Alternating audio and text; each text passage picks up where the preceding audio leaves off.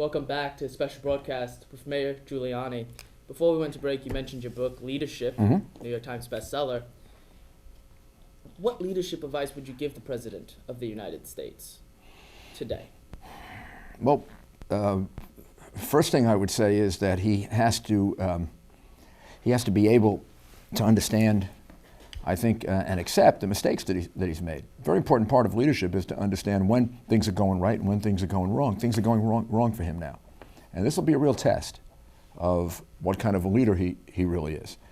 The majority of the American people do not agree with his policies, particularly in the areas in which he spent the most time. Healthcare, 55, 60%, maybe even 65% at some parts are against healthcare. Pretty much an equal number against cap and trade. Pretty much an equal number against building government as big as he's built it.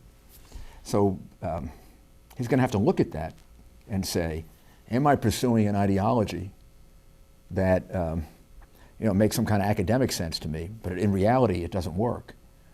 Or can he adjust that to what is actually going on in the country the way Bill Clinton did? Okay. Bill Clinton suffered a tremendous loss in 1994. Republicans got control of the Senate, they got control of the House for the first time in a couple of generations. And it looked like Bill Clinton wasn't getting reelected. And what Bill Clinton did was he came to the middle and compromised with them. He did welfare reform, immigration reform. He cut the budget.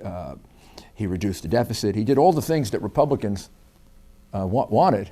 So by the time he got to 1996, of course there were some arguments against him, but he had taken away the steam from most of the arguments. That's what it means to be a president, to understand the reality that you're living with rather than constantly thinking you're in the world you'd like to be in. Right now it sounds like President Obama is still in the world that he would like to be in. I heard him say about 2 or 3 weeks ago that he believes the country is going in the right direction. Well, do you believe it's going in the direction? Absolutely not. And 65% of the American people think it's going in the wrong direction. So here we have the president, who's the leader of the country, telling the country, you're all wrong and I'm all right. He thinks eventually we're all going to love healthcare, the healthcare reform. So far, everything we've seen about the healthcare reform, it's one disaster after another. Do you believe that a president should be looking at polling and making decisions based on poll numbers? Nope. I think a president should make decisions on what he believes in, but what he believes in has to be tempered by the reality of is it working or isn't it working? I made decisions that were right, made decisions that were wrong, you had to change them. And I made decisions where I would like to have done it and I couldn't, so you switch to another way of accomplishing it.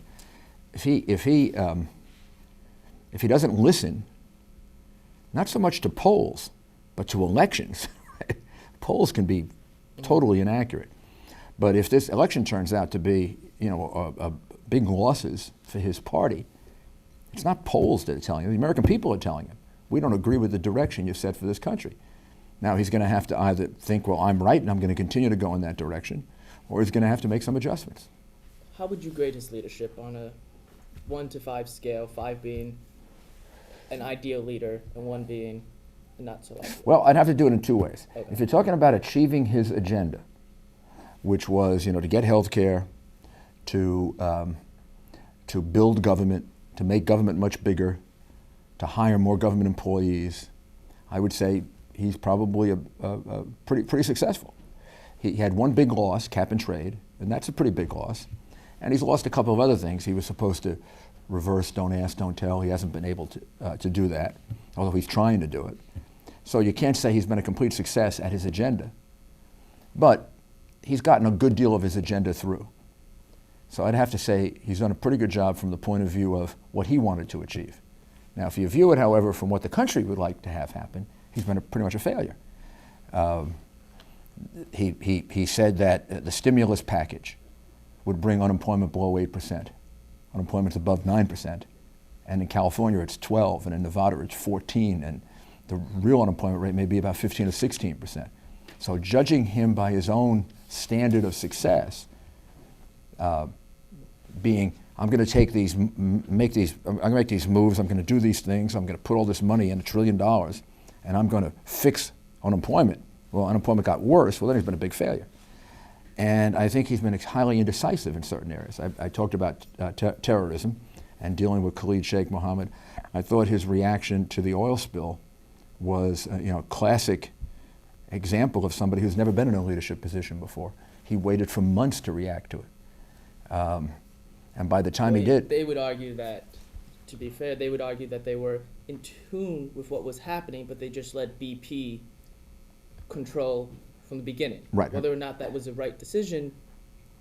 Well, first of all, if you're the President of the United States, you don't let anybody else control. Right? The first thing a leader wants to do is to control a crisis. Second, to me, that never made any sense. BP was the culprit, was the one that screwed up. You're going to let them fix it all on their own? You're not going to bring in other independent operators who maybe have done a better job of dealing with oil spills and get a second opinion?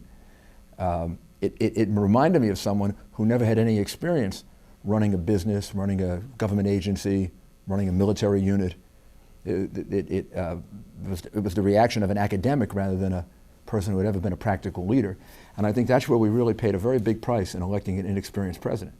Because I think a more experienced president would have immediately brought in other oil companies who were rivals of BP, who had a better record of cleaning up oil spills than BP did.